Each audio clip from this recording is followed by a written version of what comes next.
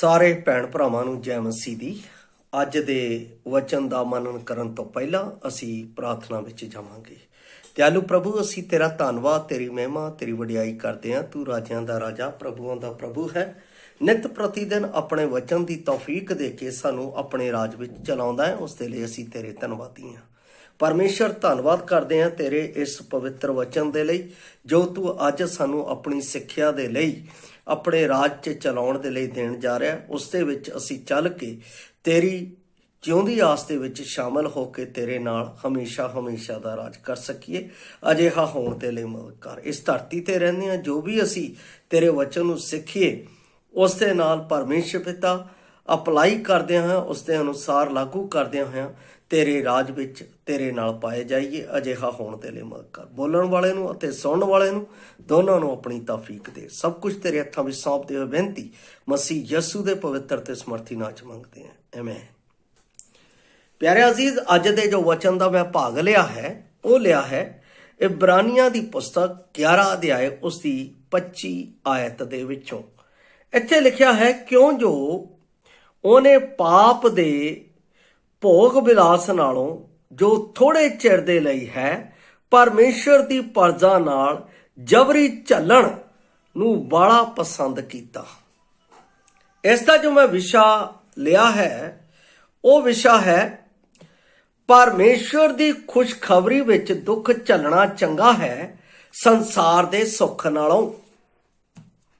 ਪਰਮੇਸ਼ਰ ਦੀ ਖੁਸ਼ਖਬਰੀ ਵਿੱਚ ਦੁੱਖ ਝੱਲਣਾ ਚੰਗਾ ਹੈ ਸੰਸਾਰ ਦੇ ਸੁੱਖ ਨਾਲੋਂ। ਮੈਂ ਇਹ ਸਮਝਦਾ ਹਾਂ ਕਿ ਹਰ ਇੱਕ ਵਿਸ਼ਵਾਸੀ ਬਾਰ-ਬਾਰ ਉਹਨਾਂ ਚੋਣਾਂ ਦਾ ਸਾਹਮਣਾ ਕਰਦਾ ਹੈ ਜਿਨ੍ਹਾਂ ਦਾ ਮੂਸਾ ਨੂੰ ਸਾਹਮਣਾ ਕਰਨਾ ਪਿਆ। ਹਰ ਇੱਕ ਵਿਸ਼ਵਾਸੀ ਨੂੰ ਬਾਰ-ਬਾਰ ਉਹਨਾਂ ਚੋਣਾਂ ਦਾ ਸਾਹਮਣਾ ਕਰਨਾ ਪੈਂਦਾ ਹੈ ਜਿਨ੍ਹਾਂ ਦਾ ਮੂਸਾ ਨੇ ਕੀਤਾ। ਮੂਸਾ ਦੇ ਸਾਹਮਣੇ ਇੱਕ ਪਰਾਈ ਕੌਮ ਜਿਹੜੀ ਕਿ ਫਿਰੌਨ ਦੀ ਸੀ ਅਤੇ ਉਸ ਦਾ ਐਸ਼ੋ ਆਰਾਮ ਅਤੇ ਉਸ ਦਾ ਭੋਗ ਵਿਲਾਸ ਉਸ ਦੇ ਸਾਹਮਣੇ ਸੀ। ਦੂਸਰੇ ਪਾਸੇ ਉਹਦੀ ਪਰਜਾ ਜਿਹੜੀ ਗੁਲਾਮੀ ਦੇ ਵਿੱਚ ਸੀ, ਉਹਨਾਂ ਨੂੰ ਛੁਡਾਉਣ ਦਾ ਬੋਝ। ਮੂਸਾ ਨੇ ਹੁਣ ਚੂਜ਼ ਕਰਨਾ ਸੀ ਕਿ ਮੈਂ ਕਿਹਦੇ ਮਗਰ ਜਾਣਾ ਹੈ। ਮੈਂ ਪਰਮੇਸ਼ਰ ਦੇ ਦੁੱਖ ਨੂੰ ਝੱਲ ਕੇ ਉਸ ਦੇ ਆਰਾਮ ਵਿੱਚ ਪ੍ਰਵੇਸ਼ ਕਰਨਾ ਹੈ ਜਾਂ ਸੁੱਖ ਨੂੰ ਇਸ ਦੁਨੀਆ ਦੇ ਵਿੱਚ ਪ੍ਰਾਪਤ ਕਰਕੇ ਉਸ ਦੁੱਖ ਨੂੰ ਝੱਲਣਾ ਹੈ। ਦੋਨੇ ਆਪਸ਼ਨ ਉਹਦੇ ਸਾਹਮਣੇ ਸੀ, ਪਰ ਮੂਸਾ ਨੇ ਦੁੱਖ ਨੂੰ ਝੱਲਣਾ ਬਿਹਤਰ ਸਮਝਿਆ। ਪਰਮੇਸ਼ਰ ਦੇ ਰਾਜ ਦੀ ਆਪਣੇ ਜੀਵਨ ਦੇ ਵਿੱਚ ਪ੍ਰਾਪਤ ਕਰਨ ਦੇ ਲਈ।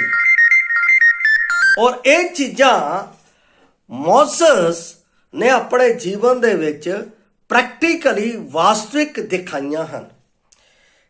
ਅਸੀਂ ਕਈ ਵਾਰ ਇਸ ਸੰਸਾਰ ਦੇ ਵਿੱਚ ਹੁੰਦੇ ਹੋਏ ਸੰਸਾਰ ਦੇ ਲੋਕਾਂ ਨੂੰ, ਸੰਸਾਰ ਦੇ ਕੰਮਾਂ ਨੂੰ, ਸੰਸਾਰ ਦੇ ਭੋਗ ਵਿਲਾਸਾਂ ਨੂੰ, ਸੰਸਾਰ ਦੇ ਖਾਣੇ ਨੂੰ ਕਦੇ ਵੀ ਅਸੀਂ ਤਿਆਗਦੇ ਨਹੀਂ ਦੁੱਖ ਝੱਲਣ ਦੇ ਲਈ। ਅਸੀਂ ਇਹ ਸੋਚਦੇ ਹਾਂ ਕਿ ਮੇਰਾ ਦੋਸਤ ਜਾਂ ਮੇਰਾ ਮਿੱਤਰ ਜਾਂ ਮੇਰਾ ਕੋਈ ਆਪਣਾ ਇਸ ਸੰਸਾਰ ਦਾ ਸਰਮਾਏਦਾਰ ਬੰਦਾ ਪਤਾ ਨਹੀਂ ਕੀ ਕਹੇਗਾ ਮੈਨੂੰ ਜੇ ਮੈਂ ਇਸ ਤਰ੍ਹਾਂ ਕਰਾਂ। ਪਰ ਮੂਸਾ ਨੇ ਠਾਣ ਲਿਆ ਸੀ ਕਿ ਮੈਂ ਫਿਰੌਨ ਦੇ ਸੁੱਖ ਨੂੰ ਆਪਣੇ ਜੀਵਨ ਦੇ ਵਿੱਚ ਨਹੀਂ ਲੈ ਕੇ ਆਉਣਾ, ਕਿਉਂਕਿ ਉਹ ਸੁੱਖ ਮੈਨੂੰ ਕਦੇ ਵੀ ਪਰਮੇਸ਼ਰ ਦੇ ਰਾਜ ਦੇ ਆਨੰਦ ਨੂੰ ਪ੍ਰਾਪਤ ਕਰ ਨਹੀਂ ਦੇਵੇਗਾ। ਇਹ ਗੱਲ ਮੂਸਾ ਸਮਝ ਚੁੱਕਾ ਸੀ। ਮੈਂ ਕੁਝ ਗੱਲਾਂ ਹੈ ਇਸ ਦੇ ਵਿੱਚ ਜੁੜੀਆਂ ਹੋਈਆਂ ਆਪ ਨੂੰ ਦੱਸਣਾ ਚਾਹੁੰਦਾ ਹਾਂ। ਪਹਿਲੀ ਗੱਲ, ਮਸੀਹ ਅਤੇ ਪਰਮੇਸ਼ਰ ਦੇ ਲੋਕਾਂ ਨਾਲ ਪਛਾਣੇ ਜਾਣ ਲਈ, ਭਾਵੇਂ ਜੇਕਰ ਇਹ ਰੱਦ ਕੀਤੇ ਜਾਣ ਲਈ ਸਤਾ ਨੂੰ ਵੀ ਕਿਉਂ ਨਾ ਲਿਆਂਦਾ ਹੋਵੇ, ਤਾਂ ਸਾਨੂੰ ਉਸ ਨੂੰ ਝੱਲ ਲੈਣਾ ਚਾਹੀਦਾ ਹੈ।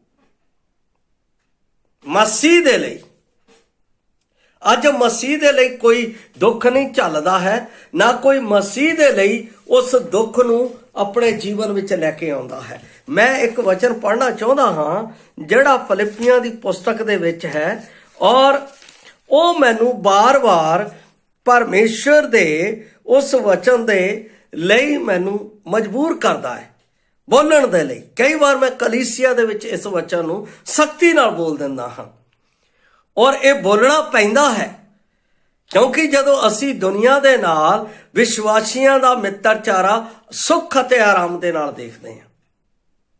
मैं नहीं कहता कि संसार दे विच सानू काम नहीं करना चाहिए, संसार दे नाल सानू उठना बैठना नहीं चाहिए। मैं कहना हाँ कि तुसी मसीह दी पवित्रता नू, मसीह दी सच्चाई नू जिथे भी तुसी काम करके काम करदे हो फड़ के रखो ताकि वो लोग जानन यू आर द क्रिश्चन। तुसी मसीही हो, तुसी संसार तो अलग कीते हुए लोग हो, तुसी संसार जिहा काम ना करदे हुए सच्चाई विच चलण वाले व्यक्ति हो। इत्थे परमेश्वर दा दास पौलुस फिलिपियां 2:21 दे विच की कहंदा है, क्यों जो सारे आपो अपने मतलब दे यार हन ना कि यसू मसीह दे। क्योंकि जदों दुख की गल आती है, जदों साखी देण की गल आती है, जदों गवाही देण की गल आती है, तो असी उथों किनारा कर लैंदे हां, असी दुख नहीं चल सकते। कई लोग कहते हैं लै मैं अपने करके मैं तो प्रभु की संगत नूं छड़ दिता, मैं अपने दोस्त लई मैं एक मसीही व्यक्ति नूं छड़ दिता। तुसी इस संसार दे विच आनंद प्राप्त कर सकते हो, इस संसार दे विच तुसी प्रतिफल प्राप्त कर सकते हो, पर प्रभु कोलों ओ प्रतिफल दी कदे आस ना रखियो। बड़ा क्लीयर है। दूसरी गल, पाप थोड़े चिर दे भोग विलास दा आनंद लेना अते आजादी नूं महसूस करना जिहड़ी कि शुरू विच साडे अपने राह तो जाण तो आ सकदी है। जदों असी पाप विच चले गए, भोग विलास दे विच चले गए, उस आजादी नूं महसूस करन दे लई चले गए, तां उस दे नाल साडे जीवन दे विच उत्थे तां आराम है, पर लेकिन अगे दुख है। मैं याद करदा अक्सर धनी दी जिंदगी नूं। धनी ने परमेश्वर दे दुख नूं झलना बेहतर ना समझिया, लाजर ने चंगा समझिया। लाजर ने परमेश्वर दी दुख दे विच बड़ियाई कीती, परमेश्वर दी महिमा कीती, परमेश्वर दे नाम नूं उच्चा कीता। अजूब ने दुख दे विच परमेश्वर नूं आदर दिता, परमेश्वर दी महिमा कीती, और इत्थों तक कह दिता परमेश्वर ने दिता, परमेश्वर ने ले लिया, ओदा नाम मुबारक होवे। ये कहण दा दिल होना चाहिए, जिगरा। ये साडे विश्वासियों दे विच नहीं आउंदा है। असी प्रचार करन नूं तां बहुत अगे आ, लेकिन जदों मसीह की गवाही रखण दा टाइम आउंदा है, समा आउंदा है, तद असी कहंदे आ नहीं ब्रदर इस तरह कर भी लेना चाहिए। दैट इज रॉन्ग, ये गलत है। बाइबल दे विच लिखिया हनेरे दा चानण दे नाल की मेल, असी किस तरह मेल कर सकते हैं, असी किस तरह उन्हां दी जिंदगी विच जा सकते हैं, किस तरह असी उन्हां दा मेल मिलाप कर सकते हैं, नहीं कर सकते। मैनूं याद है शुरू दे विच जदों मैं अपनी बेटी नूं स्कूल दे विच पाया, तां स्कूल दे अपना टीचर्स ने अपनी मर्जी दे नाल उस नूं संसार दी भंगड़े दी जिहड़ी अपना एक गेम हुंदी है या भंगड़ा पाउण दा जिहड़ा कला हुंदी है उस दे विच इस नूं शामिल कर लिया, और उसनूं एक ड्रैस दिती गई, उसनूं लाल पीला मूँह करना पिया। मैं उसे वेले उस स्कूल दे विच चला गया, भावें वो क्रिश्चन स्कूल सी, उत्थे जाके मैं डायरैक्ट उन्हां नूं इक्को ही गल कह दित्ती, मेरी बेटी नूं सिवाए स्पीच प्रीच तो इलावा किसी होर काम दे विच इस्तेमाल कीता तां मैं इस स्कूल दे विचों अपनी बेटी नूं कढ लेना। डायरी दे विच नोट लिख के भेजो, दसो कि असी इस काम दे विच तुहाडे बच्चे नूं लईए या ना लईए। ਅਸੀਂ ਆਪਣੇ ਬੱਚੇ ਨੂੰ ਸੰਸਾਰ ਅਤੇ ਸੰਸਾਰ ਦੀਆਂ ਗਤੀਵਿਧੀਆਂ ਦੇ ਵਿੱਚ ਨਹੀਂ ਲੈ ਕੇ ਜਾਣਾ ਚਾਹੁੰਦੇ ਹਾਂ। ਇਟਸ ਮਾਈ ਰਿਸਪੌਂਸਿਬਿਲਿਟੀ, ਕਿਉਂਕਿ ਪਰਮੇਸ਼ਰ ਇੱਕ ਦਿਨ ਜਦੋਂ ਸਵਰਗ ਦੇ ਵਿੱਚ ਨਿਆਂ ਹੋਵੇਗਾ ਮੈਨੂੰ ਪੁੱਛੇਗਾ ਤੈਂ ਆਪਣੇ ਬੱਚੇ ਨੂੰ ਇਹ ਗੱਲ ਕਿਉਂ ਨਹੀਂ ਸਿਖਾਈ, ਤੈਂ ਆਪਣੇ ਬੱਚੇ ਨੂੰ ਇਹ ਗੱਲ ਕਿਉਂ ਨਹੀਂ ਦੱਸੀ ਕਿ ਸਾਡਾ ਸੰਸਾਰ ਦੇ ਲੋਕਾਂ ਦੇ ਨਾਲ ਉਹਨਾਂ ਜਿਹੇ ਕੰਮ ਕਰਨ ਦੇ ਨਾਲ ਸਾਡਾ ਕੋਈ ਮਿੱਤਰਚਾਰਾ ਨਹੀਂ ਹੈ।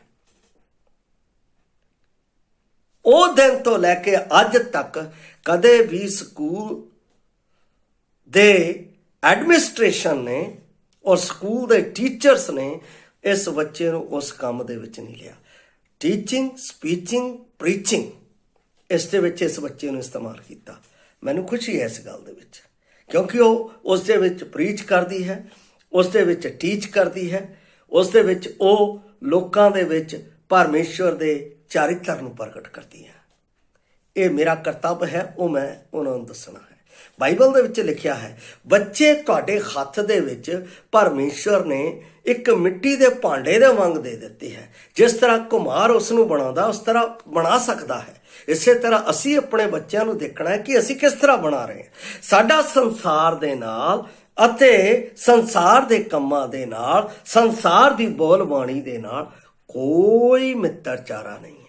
ਇਸ ਦੇ ਨਾਲ ਸਿੱਧਾ ਡਾਇਰੈਕਟ ਸੰਦੇਸ਼ ਬਾਈਬਲ ਦੇ ਵਿੱਚ ਪ੍ਰਭੂ ਯਿਸੂ ਮਸੀਹ ਨੇ ਕਿਹਾ, ਜਿਵੇਂ ਮੈਂ ਸੰਸਾਰ ਦਾ ਨਹੀਂ ਤਿਵੇਂ ਉਹ ਵੀ ਸੰਸਾਰ ਦੇ ਨਹੀਂ ਹੈ। ਫਿਰ ਮੈਂ ਕਿਸ ਤਰ੍ਹਾਂ ਕਰ ਸਕਦਾ? ਨਹੀਂ ਕਰ ਸਕਦਾ।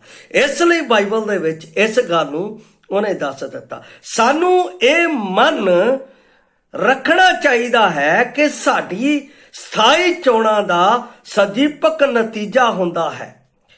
ਸਦੀਪਕ ਨਤੀਜਾ ਕੀ ਹੈ? ਅਸੀਂ ਉਹ ਵੀ ਦੇਖਦੇ ਹਾਂ।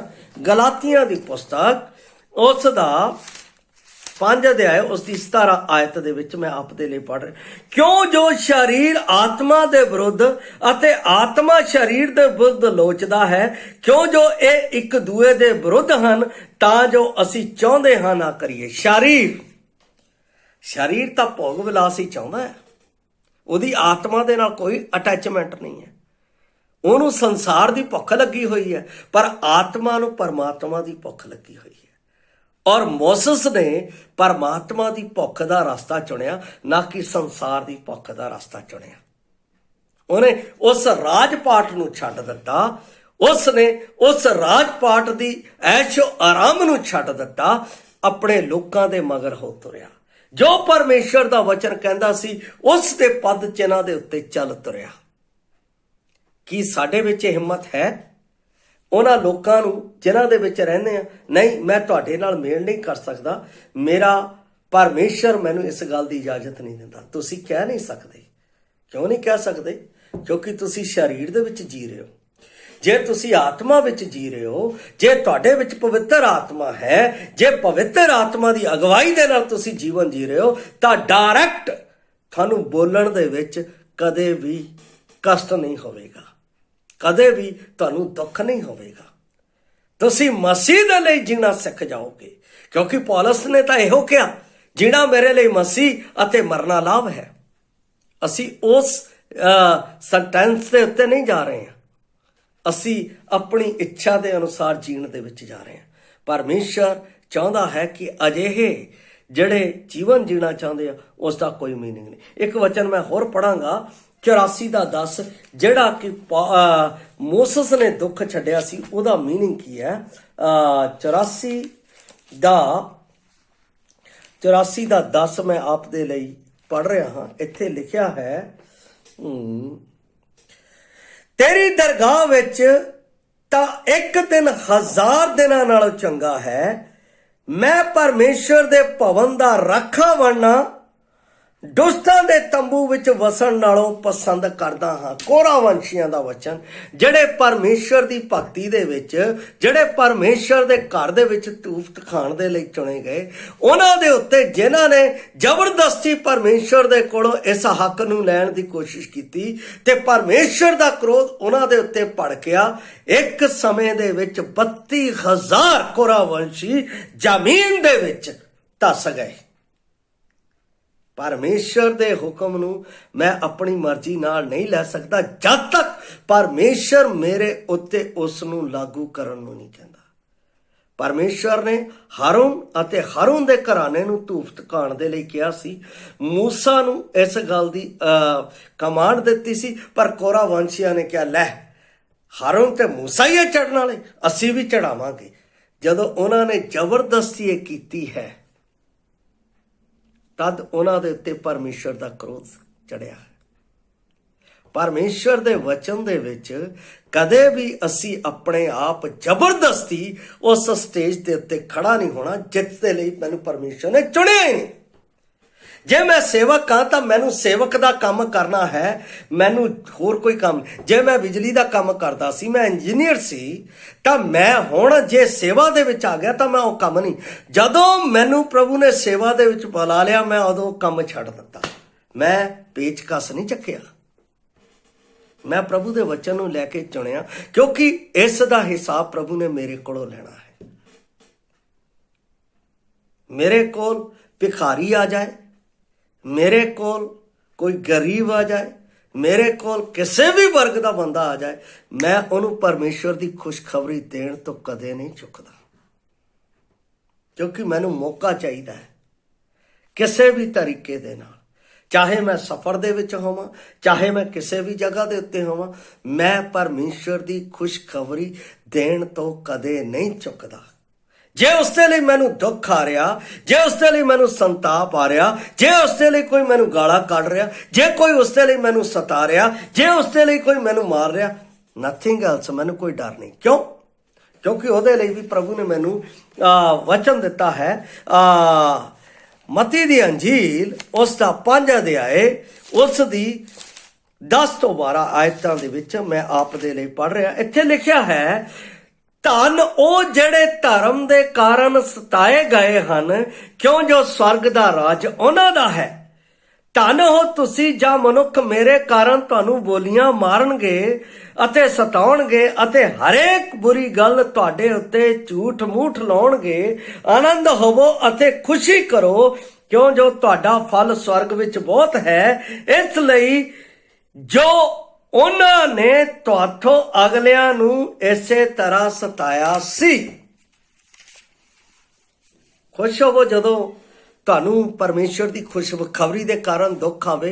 ਖੁਸ਼ ਹੋਵੋ ਜਦੋਂ ਪਰਮੇਸ਼ਵਰ ਦੀ ਖੁਸ਼ਖਬਰੀ ਦੇ ਕਾਰਨ ਤੁਹਾਡੇ ਭਰਾ, ਤੁਹਾਡੇ ਆਪਣੇ ਵਿਸ਼ਵਾਸੀ ਲੋਕ ਵੀ ਤੁਹਾਨੂੰ ਸਤਾਉਣ।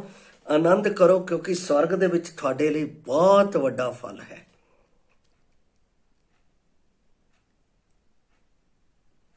ਜਦੋਂ ਮੈਂ ਪ੍ਰਭੂ ਦੇ ਵਿੱਚ ਆਇਆ ਤਾਂ ਮੈਨੂੰ ਜਦੋਂ ਮਾਰ ਪਈ, ਮੇਰੇ ਚਿਹਰੇ ਦੇ ਉੱਤੇ ਲਹੂ ਲਹਾਨ ਹੋਇਆ ਸੀ। ਮੈਂ ਵਾਪਸ ਆਪਣੇ ਘਰ ਦੇ ਵਿੱਚ ਆਇਆ, ਤਦ ਸਾਡੇ ਬਜ਼ੁਰਗ ਅਜ਼ੀਜ਼ ਰਾਮ ਲਾਲ ਜੀ ਨੇ ਜਦੋਂ ਮੈਨੂੰ ਵੇਖਿਆ, ਉਹਨਾਂ ਨੇ ਮੈਨੂੰ ਮੇਰੇ ਪੱਟੀ ਕਰਵਾਈ ਅਤੇ ਜ਼ਖਮਾਂ ਦੇ ਉੱਤੇ ਮਲਮ ਲਾਉਣ ਦੇ ਲਈ ਮੈਨੂੰ ਡਾਕਟਰ ਕੋਲ ਲੈ ਗਏ। ਪਰ ਬਾਕੀ ਭਰਾ ਮੈਨੂੰ ਕਹਿਣ, ਦੇਖਿਆ ਝੋਲਾ ਚੱਕਣ ਦਾ ਇਨਾਮ, ਨਾਲੇ ਹੱਸ ਰਹੇ ਸੀ।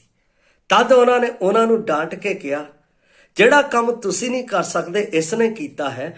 ਤੁਹਾਨੂੰ ਇਸ ਨੂੰ ਮਜ਼ਾਕ ਕਰਨ ਦੀ ਬਜਾਏ ਇਸ ਨੂੰ ਉਤਸ਼ਾਹ ਦੇਣਾ ਚਾਹੀਦਾ ਹੈ। ਪਰ ਉੱਥੇ ਮੈਨੂੰ ਉਸ ਬਜ਼ੁਰਗ ਨੇ ਕਿਹਾ, ਤੇਰੇ ਲਈ ਸਵਰਗ ਦੇ ਵਿੱਚ ਬਹੁਤ ਵੱਡਾ ਫਲ ਹੈ। ਮੈਨੂੰ ਬਹੁਤ ਖੁਸ਼ੀ ਹੋਈ ਕਿ ਮੈਂ ਮਸੀਹ ਦੇ ਕਾਰਨ ਸਤਾਇਆ ਗਿਆ, ਮਸੀਹ ਦੇ ਕਾਰਨ ਲੋਕਾਂ ਨੇ ਮੈਨੂੰ ਬੋਲੀਆਂ ਮਾਰੀਆਂ, ਮਸੀਹ ਦੇ ਕਾਰਨ ਮੇਰੇ ਆਪਣੇ ਲੋਕਾਂ ਨੇ ਮੇਰੀ ਨਿੰਦਾ ਕੀਤੀ। ਮੈਨੂੰ ਕੋਈ ਡਰ ਨਹੀਂ। ਮਸੀਹ ਦੇ ਉਸ ਦੁੱਖ ਝੱਲਣ ਦੇ ਨਾਲ ਸਵਰਗ ਦੇ ਵਿੱਚ ਮੇਰੇ ਲਈ ਵੱਡਾ ਪ੍ਰਤੀਫਲ ਹੈ। ਇਸ ਗੱਲ ਦੇ ਨਾਲ ਮੈਂ ਪ੍ਰਭੂ ਦੇ ਰਾਜ ਦੇ ਕੰਮ ਦੇ ਵਿੱਚ ਲੱਗੇ ਰਹਿਣਾ ਹੈ। ਦੂਸਰੀ ਗੱਲ ਮੈਂ ਇੱਕ ਹੋਰ ਆਪ ਨੂੰ ਦੱਸਣਾ ਚਾਹੁੰਦਾ ਹਾਂ। ਅਕਾਲ ਦੇ ਕਾਰਨ ਅਬੀਮੈਲਕ ਅਤੇ ਨੁਆਮੀ ਉਸ ਦੇ ਬੇਟੇ ਬੈਤਲਹਮ ਨੂੰ ਛੱਡ ਕੇ ਮੋਆਬ ਦੇਸ਼ ਵਿੱਚ ਚਲੇ ਗਏ। ਕਈ ਵਿਸ਼ਵਾਸੀ ਇਦਾਂ ਕਰਦੇ ਆ, ਜਦੋਂ ਦੁੱਖ ਆ ਗਿਆ, ਮਾੜਾ ਜਿਹਾ ਕਸ਼ਟ ਆ ਗਿਆ, ਪ੍ਰਭੂ ਨੂੰ ਛੱਡ ਕੇ ਚੱਲ ਸੰਸਾਰ ਦੇ ਵਿੱਚ। ਕਈ ਲੋਕ ਇਦਾਂ ਕਰਦੇ ਆ।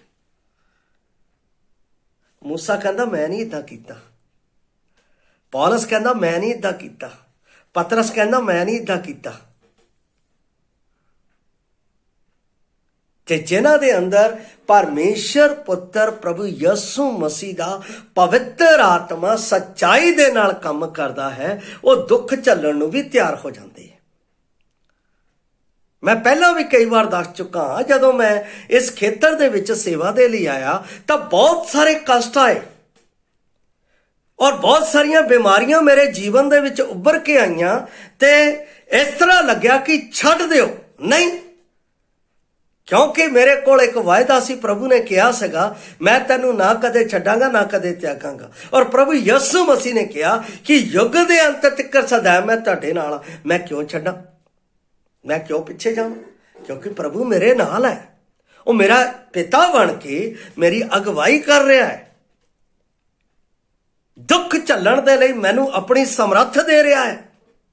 ਬਾਈਬਲ ਦੇ ਵਿੱਚ ਜਦੋਂ ਅਸੀਂ ਰਸੂਲਾਂ ਦੇ ਕਰਤੱਵ 1:8 ਪੜ੍ਹਦੇ ਹਾਂ ਤਾਂ ਉੱਥੇ ਪਰਮੇਸ਼ਰ ਪੁੱਤਰ ਨੇ ਕਿਹਾ ਕਿ ਜਾਂ ਪਵਿੱਤਰ ਆਤਮਾ ਤੁਹਾਡੇ ਉੱਤੇ ਆਵੇ, ਤੁਸੀਂ ਸਾਮਰਥ ਪਾਓਗੇ, ਯਰੂਸ਼ਲਮ, ਯਹੂਦੀਆ, ਸਾਮਰੀਆ ਤੇ ਧਰਤੀ ਦੇ ਬੰਨੇ ਤਿੱਕਰ ਮੇਰੇ ਗਵਾਹ ਠਹਿਰੋਗੇ।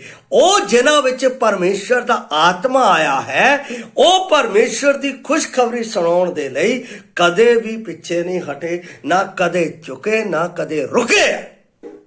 ਉਹਨਾਂ ਦੇ ਲਈ ਪਰਮੇਸ਼ਰ ਦੇ ਲਈ ਪਰਮੇਸ਼ਰ ਦੇ ਕੋਲੋਂ ਸਵਰਗ ਦੇ ਵਿੱਚ ਇੱਕ ਵੱਡਾ ਇਨਾਮ ਹੈ। ਅਸੀਂ ਉਸ ਇਨਾਮ ਦੇ ਲਈ ਦਿਨ ਪ੍ਰਤੀ ਦਿਨ ਪਰਮੇਸ਼ਰ ਦੀ ਖੁਸ਼ਖਬਰੀ ਦੇ ਪ੍ਰਤੀ ਦੁੱਖ ਝੱਲਣ ਨੂੰ ਚੰਗਾ ਸਮਝਦੇ ਹਾਂ। ਸਾਨੂੰ ਕੋਈ ਗਮ ਨਹੀਂ। ਮੈਨੂੰ ਯਾਦ ਹੈ ਇੱਕ ਸਾਡੇ ਭਰਾ ਨੇ ਮੈਨੂੰ ਕਿਹਾ, ਜਦੋਂ ਮੈਂ ਬਹੁਤ ਜ਼ਿਆਦਾ ਬਿਮਾਰ ਹੋ ਗਿਆ, ਮੇਰੇ ਕੰਨਾਂ ਦੇ ਕਾਰਨ ਬਹੁਤ ਜ਼ਿਆਦਾ ਸਮੱਸਿਆ ਆ ਗਈ ਔਰ ਮੈਂ ਕੋਈ ਹਸਪੀਟਲ ਉਸ ਵੇਲੇ ਛੱਡਿਆ ਨਹੀਂ। ਮੈਨੂੰ ਉਸ ਭਰਾ ਨੇ ਕਿਹਾ, ਭਾਈ ਤੇਰੇ ਉੱਤੇ ਦੁਸ਼ਟ ਆਤਮਾ ਬੈਠਾ ਹੈ ਜਿਹੜਾ ਤੈਨੂੰ ਆਪਣਾ ਬਿਮਾਰੀ ਦੇ ਵਿੱਚ ਸਤਾ ਰਿਹਾ, ਮੈਂ ਤੇਰੇ ਲਈ ਪ੍ਰਾਰਥਨਾ ਕਰਾਂ? ਮੈਂ ਕਿਹਾ ਕਰ ਸਕਦਾ, ਪ੍ਰਾਰਥਨਾ ਕਰਨ ਦੇ ਵਿੱਚ ਕੋਈ ਗੁਰੇਜ਼ ਨਹੀਂ। ਉਹਨੇ ਪ੍ਰਾਰਥਨਾ ਕੀਤੀ, ਮੇਰੇ ਦੁੱਖ ਫੇਰ ਉਦਾਂ ਦੇ ਉਦਾਂ। ਮੈਂ ਕਿਹਾ ਬ੍ਰਦਰ, ਮੈਂ ਇੱਕ ਚੀਜ਼ ਤੈਨੂੰ ਦੱਸ ਦਿਆਂ, ਦੁੱਖ ਦੇ ਵਿੱਚ ਜੋ ਸੇਵਾ ਹੁੰਦੀ ਹੈ ਉਹਦੇ ਨਾਲ ਦਾ ਕੋਈ ਆਨੰਦ ਨਹੀਂ। ਪੌਲਸ ਰਸੂਲ ਜਦੋਂ ਉਹਨਾਂ ਨੂੰ ਜੇਲ੍ਹ ਦੇ ਵਿੱਚ ਪਾ ਦਿੱਤਾ ਗਿਆ ਤਾਂ ਉਹ ਖੁਸ਼ੀ ਦੇ ਨਾਲ ਅਤੇ ਆਨੰਦ ਦੇ ਨਾਲ ਜੇਲ੍ਹ ਦੇ ਵਿੱਚ ਪਰਮੇਸ਼ਰ ਦੀ ਮਹਿਮਾ ਦੇ ਗੀਤ ਗਾ ਰਹੇ ਸੀ ਅਤੇ ਪ੍ਰਚਾਰ ਕਰ ਰਹੇ ਸੀ ਅਤੇ ਉੱਥੇ ਲੋਕ ਬਚ ਗਏ। ਪ੍ਰਭੂ ਯਿਸੂ ਮਸੀਹ ਨੇ ਕਿਹਾ, ਜਿਹੜਾ ਕੋਈ ਮੇਰੇ ਪਿੱਛੇ ਚੱਲਣਾ ਚਾਹੇ ਆਪਣੀ ਸਲੀਬ ਆਪ ਚੁੱਕੇ। ਔਰ ਮੈਂ ਪਿੱਛੇ ਦੱਸ ਚੁੱਕਾ ਹਾਂ ਪਿਛਲੇ ਸੰਦੇਸ਼ ਦੇ ਵਿੱਚ, ਸਲੀਬ ਨੂੰ ਚੁੱਕਣਾ ਪਰਮੇਸ਼ਰ ਦੀ ਖੁਸ਼ਖਬਰੀ ਦੇ ਦੁੱਖ ਦੇ ਉਸ ਸਫ਼ਰ ਨੂੰ ਲੈ ਕੇ ਆਪਣੇ ਵਿੱਚ ਚੱਲਣਾ। ਪ੍ਰਭੂ ਨੇ ਕਿਹਾ, ਜੇ ਉਹਨਾਂ ਨੇ ਮੈਨੂੰ ਸਤਾਇਆ ਤਾਂ ਉਹ ਤੁਹਾਨੂੰ ਵੀ ਸਤਾਉਣਗੇ। ਮੈਂ ਪਹਿਲਾਂ ਹੀ ਦੱਸ ਚੁੱਕਾ ਹਾਂ ਕਿ ਜੇ ਤੁਸੀਂ ਮਸੀਹ ਦੇ ਵਿੱਚ ਚੱਲਣਾ ਚਾਹੁੰਦੇ ਹੋ ਤਾਂ ਤੁਹਾਡੇ ਜੀਵਨ 'ਚ ਸੰਤਾਪ ਅਤੇ ਦੁੱਖ ਜ਼ਰੂਰ ਆਵੇਗਾ। ਇਹ ਜਿਹੜਾ ਕੋਈ ਤੁਹਾਨੂੰ ਕਹਿੰਦਾ ਹੈ ਕਿ ਤੁਸੀਂ ਮਸੀਹ ਵਿੱਚ ਆ ਜਾਓ ਤੁਹਾਨੂੰ ਆਰਾਮ ਆਏਗਾ, ਉਹ ਸ਼ੈਤਾਨ ਹੈ, ਉਹ ਤੁਹਾਨੂੰ ਭਰਮਾਉਣ ਵਾਲਾ ਹੈ। ਉਸ ਦੀ ਆਵਾਜ਼ ਨਹੀਂ ਸੁਣਨੀ, ਚਾਹੇ ਕਿਹੋ ਜਿਹੇ ਹਾਲਾਤ ਦੇ ਵਿੱਚ ਵੀ ਹੋਵੋ। ਮੈਨੂੰ ਕੋਈ ਵੀ 12 ਚੇਲਿਆਂ ਦੇ ਵਿੱਚ ਇੱਕ ਵੀ ਚੇਲਾ ਏਦਾਂ ਦਾ ਦੱਸ ਦਿਓ ਜਿਸ ਨੂੰ ਆਰਾਮ ਮਿਲਿਆ ਹੋਵੇ। ਆਰਾਮ ਸਾਨੂੰ ਪਰਮੇਸ਼ਰ ਪੁੱਤਰ ਕੋਲ ਜਾ ਕੇ ਹੀ ਮਿਲਣਾ ਹੈ। ਇਸ ਲਈ ਮੈਂ ਆਪ ਦੇ ਅੱਗੇ ਇਹ ਜੋ ਵਚਨ ਮੇਰੇ ਕੋਲ ਮਿਲਿਆ ਹੈ, ਜੋ ਵਚਨ ਮੈਨੂੰ ਆਪਣਾ ਇਸ ਜਗ੍ਹਾ ਦੇ ਉੱਤੇ ਮਿਲਿਆ ਹੈ ਕਿ ਪਰਮੇਸ਼ਰ ਦੀ ਖੁਸ਼ਖਬਰੀ ਵਿੱਚ ਦੁੱਖ ਝੱਲਣਾ ਚੰਗਾ ਹੈ ਸੰਸਾਰ ਦੇ ਸੁੱਖ ਨਾਲੋਂ। ਅਬੀਮੇਲਕ ਅਤੇ ਨੁਆਮੀ ਇਸ ਜਗ੍ਹਾ ਨੂੰ ਛੱਡ ਕੇ ਚਲੇ ਗਏ ਕਿਉਂਕਿ ਉਹਨਾਂ ਨੂੰ ਦੁੱਖ ਆਇਆ, ਅਕਾਲ ਆਇਆ, ਭੁੱਖਮਰੀ ਆਈ, ਛੱਡ ਕੇ ਚਲੇ ਗਏ। ਮੈਨੂੰ ਯਾਦ ਹੈ ਮੱਧ ਪ੍ਰਦੇਸ਼ ਦੇ ਵਿੱਚ ਇੱਕ ਪਰਮੇਸ਼ਰ ਦਾ ਸੇਵਕ ਸੀ ਜਿਸ ਨੇ ਪਰਮੇਸ਼ਰ ਦੇ ਵਚਨ ਦੇ ਲਈ 25 ਸਾਲ ਸੇਵਾ ਕੀਤੀ। ਉਸ ਕੋਲ ਇੱਕ ਵੀ ਬਲੀਵਰ ਨਹੀਂ ਸੀ, ਵਿਸ਼ਵਾਸੀ ਨਹੀਂ ਸੀ, ਪਰ ਉਹ ਸੇਵਾ ਕਰਦਾ ਰਿਹਾ ਔਰ ਦੁੱਖ ਚੱਲਦਾ ਰਿਹਾ। ਉਹਦੇ ਮਰਨ ਤੋਂ ਬਾਅਦ ਉਸ ਜਗ੍ਹਾ ਦੇ ਉੱਤੇ ਇੰਨੀ ਬੇਦਾਰੀ ਆਈ, ਇੰਨੇ ਲੋਕ ਪ੍ਰਭੂ ਦੇ ਵਿੱਚ ਆਏ ਕਿ ਉਸ ਜਗ੍ਹਾ ਦੇ ਉੱਤੇ, ਜਿਸ ਜਗ੍ਹਾ ਦੇ ਉੱਤੇ ਰਹਿੰਦਾ ਸੀ, ਖੜਨ ਨੂੰ ਵੀ ਜਗ੍ਹਾ ਨਹੀਂ ਸੀ ਮਿਲਦੀ।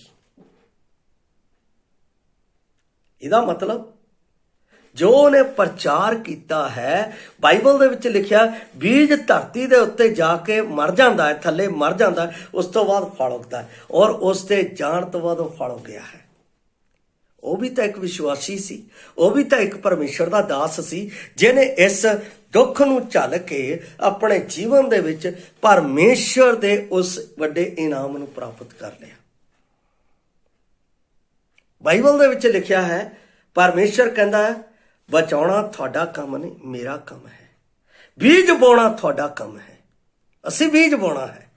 ਕਈ ਲੋਕ ਮੈਨੂੰ ਆਪਣਾ ਆ ਕੇ ਕਹਿੰਦੇ, ਭਾਈ ਅਸੀਂ ਤੁਹਾਡੇ ਕੋਲ ਆਏ ਹਾਂ, ਤੁਸੀਂ ਸਾਡੀ ਮਦਦ ਨਹੀਂ ਕਰਦੇ। ਮਦਦ ਕਰਨ ਵਾਲਾ ਪਰਮੇਸ਼ਰ ਹੈ। ਪਰਮੇਸ਼ਰ ਮੇਰੇ ਦਿਲ ਵਿੱਚ ਪਾਉਂਦਾ ਹੈ ਤਾਂ ਮੈਂ ਮਦਦ ਕਰਦਾ, ਪਰ ਸਾਨੂੰ ਦੁੱਖ ਝੱਲਣਾ ਪਏਗਾ, ਪਰ ਸਾਨੂੰ ਸੰਤਾਪ ਝੱਲਣਾ ਪਏਗਾ। ਅਸੀਂ ਦੁੱਖ ਝੱਲਣ ਨੂੰ ਤਿਆਰ ਨਹੀਂ ਹਾਂ, ਮਦਦ ਪਾਉਣ ਨੂੰ ਅਸੀਂ ਅੱਗੇ ਜਾ ਰਹੇ। You are wrong. ਪ੍ਰਭੂ ਯਿਸੂ ਮਸੀਹ ਨੇ ਇਸ ਧਰਤੀ ਦੇ ਉੱਤੇ ਦੁੱਖ ਝੱਲ ਕੇ स्वर्ग ਦੇ ਵਿੱਚ ਪਿਤਾ ਕੋਲੋਂ ਇਨਾਮ ਪ੍ਰਾਪਤ ਕੀਤਾ ਹੈ। ਇਸੇ ਕਰਕੇ ਫਿਲਿੱਪੀਆਂ ਦਾ ਲਿਖਣ ਵਾਲਾ ਪੌਲਸ ਕਹਿੰਦਾ ਹੈ ਕਿ ਉਹਨੂੰ ਉਹ ਨਾਮ ਮਿਲਿਆ ਜਿਹੜਾ ਸਭ ਨਾਮਾਂ ਨਾਲੋਂ ਸ੍ਰੇਸ਼ਟ ਹੈ। ਦੁੱਖ ਤਾਂ ਝੱਲਿਆ, ਅਸੀਂ ਦੁੱਖ ਝੱਲਣ ਨੂੰ ਤਿਆਰ ਹੀ ਨਹੀਂ। ਹਰ ਇੱਕ ਪ੍ਰਭੂ ਦੇ ਸੇਵਕ ਕੋਲੋਂ ਜਿਹੜਾ ਵਿਸ਼ਵਾਸ ਯੋਗਤਾ ਦੇ ਨਾਲ ਸੇਵਾ ਕਰ ਰਿਹਾ ਹੈ, ਉਹਦੇ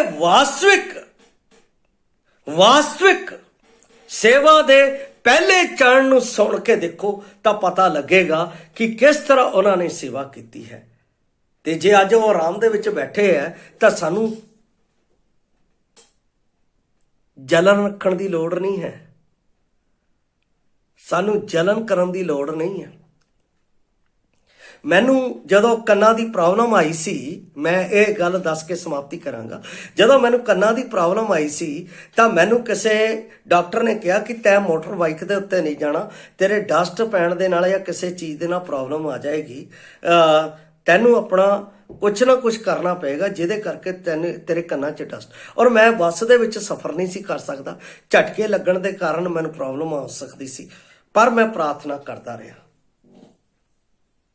2009 ਦੇ ਵਿੱਚ ਇਹ ਮੇਰਾ ਆਪਰੇਸ਼ਨ ਹੋਇਆ। ਉਸ ਸਮੇਂ ਡਾਕਟਰ ਨੇ ਮੈਨੂੰ ਕਿਹਾ 2013 ਦੇ ਵਿੱਚ ਪਰਮੇਸ਼ਰ ਨੇ ਮੈਨੂੰ ਇੱਕ 4 ਵੀਲਰ ਦਿੱਤਾ, ਮਤਲਬ ਕਿ ਗੱਡੀ ਦਿੱਤੀ, ਸੈਕੰਡ ਹੈਂਡ ਮਿਲੀ ਹੈ। ਔਰ ਉਹਦੇ ਵਿੱਚ ਵੀ ਮੈਂ ਪਰਮੇਸ਼ਰ ਦੀ ਮਹਿਮਾ ਨੂੰ ਅੱਗੇ ਰੱਖਿਆ। ਮੈਂ ਕਿਹਾ ਵੀ ਮੈਨੂੰ ਆਪਣਾ ਪਰਿਵਾਰ ਦੇ ਲਈ ਗੱਡੀ ਨਹੀਂ ਚਾਹੀਦੀ, ਮੈਨੂੰ ਸੇਵਾ ਦੇ ਲਈ ਚਾਹੀਦੀ ਹੈ। ਘੱਟੋ ਘੱਟ ਉਹਦੇ ਵਿੱਚ ਅਸੀਂ ਆਊਟਰੀਚ ਦੇ ਲਈ 7-8 ਭਾਈ ਭੈਣ ਤਾਂ ਜਾ ਸਕੀਏ। ਮੈਂ ਪ੍ਰਯੋਜਨ ਇਹ ਰੱਖਿਆ, ਪਰਮੇਸ਼ਰ ਨੇ ਮੈਨੂੰ ਦਿੱਤਾ ਹੈ ਔਰ ਉਸ ਨੂੰ ਮੈਂ ਹੁਣ ਤੱਕ ਵੀ ਇਸਤੇਮਾਲ ਕੀਤਾ। ਸੇਵਾ, ਭਾਵੇਂ ਸਾਨੂੰ ਤਕਲੀਫਾਂ ਬਹੁਤ ਆਈਆਂ, ਭਾਵੇਂ ਸਾਨੂੰ ਕਸ਼ਟ ਬਹੁਤ ਆਏ, ਪਰ ਜਦੋਂ ਮਿਲ ਗਿਆ ਤਾਂ ਵੀ ਸਾਡੇ ਵਿਸ਼ਵਾਸੀ ਲੋਕਾਂ ਨੇ ਸਾਨੂੰ ਜੀਣ ਨਹੀਂ ਦਿੱਤਾ। ਸਾਡੇ ਆਪਣੇ ਲੋਕਾਂ ਲੈ ਇਹਦੇ ਕੋਲ ਤਾਂ ਹੁਣ ਗੱਡੀ ਵੀ ਆ ਗਈ ਹੈ। ਪਿਆਰੋ, ਪਰਮੇਸ਼ਰ ਦੇ ਵਚਨ ਦੀ ਸੇਵਾ ਕਰਨ ਦੇ ਨਾਲ ਪਰਮੇਸ਼ਰ ਰਾਸਤੇ ਤਿਆਰ ਕਰਦਾ ਹੈ। ਜੇ ਤੁਸੀਂ ਦੁੱਖ ਝੱਲੋਗੇ ਤਾਂ ਪਰਮੇਸ਼ਰ ਤੁਹਾਡੇ ਜੀਵਨ ਦੇ ਵਿੱਚ ਸੁੱਖ ਦਾ ਪ੍ਰੋਵੀਜ਼ਨ ਵੀ ਰੱਖਦਾ ਹੈ। ਪਰ ਪਹਿਲਾਂ ਤੁਸੀਂ ਉਸ ਜੀਵਨ ਤੇ ਚੱਲੋ, ਉਸ ਰਾਹ ਦੇ ਉੱਤੇ ਚੱਲੋ ਤਾਂ ਤੁਹਾਨੂੰ ਪਰਮੇਸ਼ਰ ਆਸ਼ੀਸ਼ ਦੇਵੇਗਾ। ਇਸ ਲਈ ਮੇਰਾ ਆਖਰੀ ਜੋ ਵਚਨ ਆਪ ਦੇ ਅੱਗੇ ਫਿਰ ਮੈਂ ਉਹਨੂੰ ਪੜ੍ਹਨ ਜਾ ਰਿਹਾ ਹਾਂ।